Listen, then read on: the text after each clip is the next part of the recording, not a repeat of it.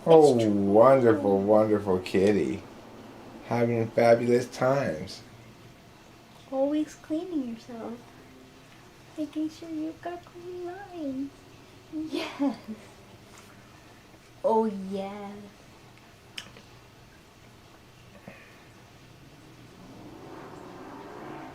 Would you prefer with this?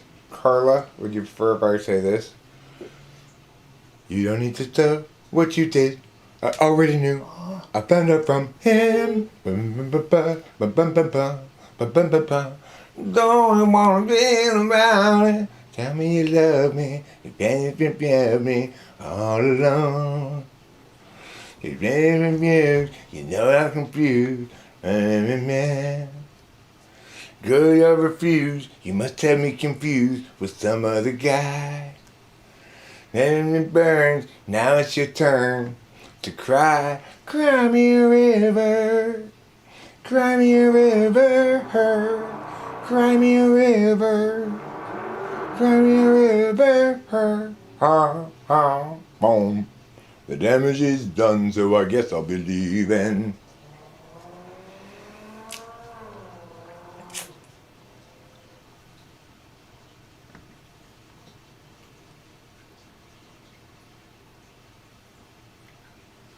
No, he didn't rip off Lady Gaga. That's so silly, Jack Torrance.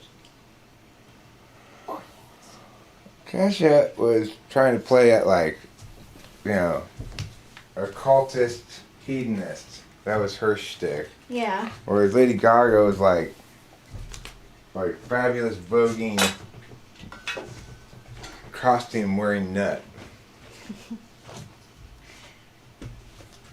Totally different things. You couldn't be so wrong without being wronger.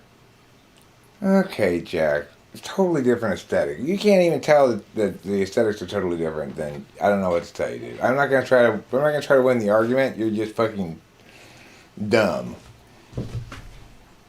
You're just being dumb about aesthetics. Those aesthetics are clearly distinct. Anybody with any competence in NI would recognize that.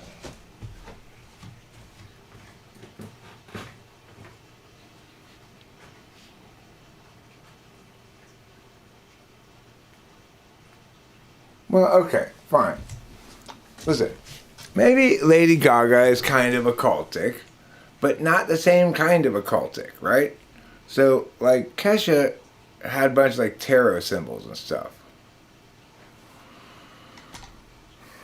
You better watch out, Jack Torrance, before I start poking your face. I'll do it, too. My poker face.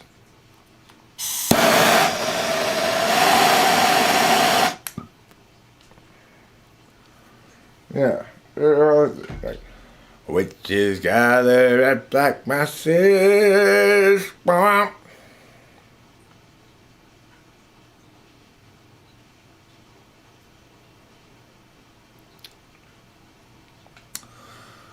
can feel it coming in the air tonight. Hold on, hold on. Oh no! I can feel Phil Collins coming in the air tonight. Ew! Well, her image at first, in her first album, the one that was successful, did, you know. Okay, maybe I'm wrong about this, Jack. Maybe you're right. Maybe Kesha copied Lady Gaga. God. Maybe I'm the one who's dumb.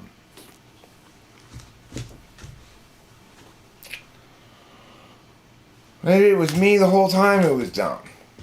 I've been wrong this whole time about everything. Maybe.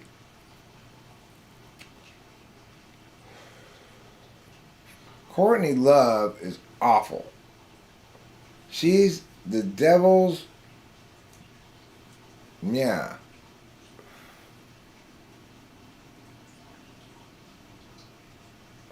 Good point. That's a good quote, James Careless. All the boys come to us because they know we got warrants, but we kick them to the curb unless they look like Jack Torrance. Or you obviously haven't watched the video to Die Young. That's what I'm really talking about. There's a difference, Eric, between innocent and innocent. I am that innocent.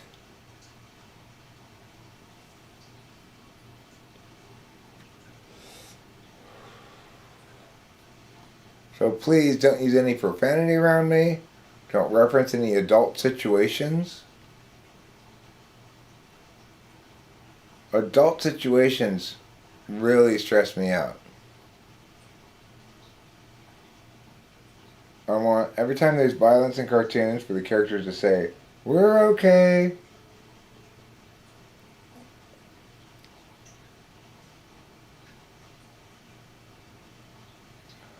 I mean, watch it. It definitely is. You're throwing like tarot cards at her and stuff.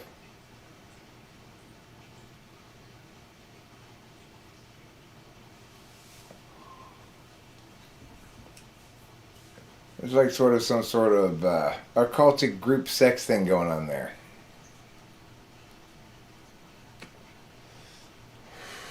Yeah, bad timing that, huh?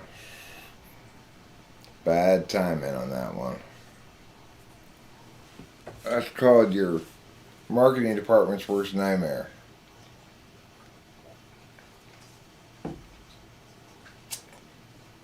The only Dio song I can think of is Rainbow in the Dark.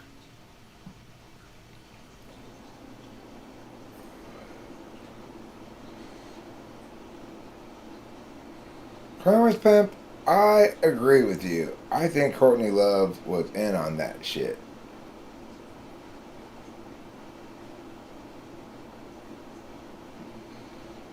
Well, maybe we need to auto-tune your face. You thought about that?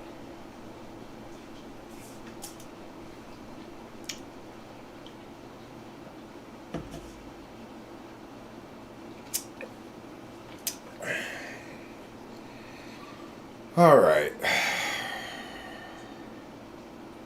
I guess my malaise still hasn't lifted. I don't know what's going on. Maybe I need to go lie down for a little while and take a little nap or something.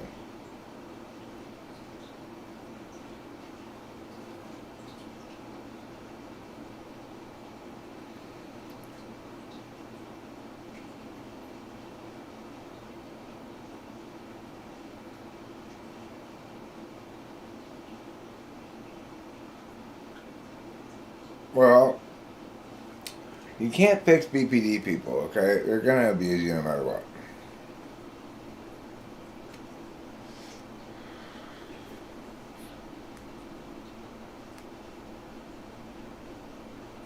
I was in a bad relationship with a BPD person for a couple of years plus.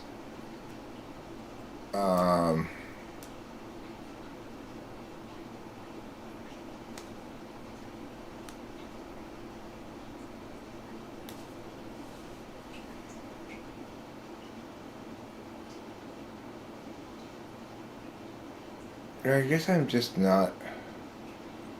I guess I'm just not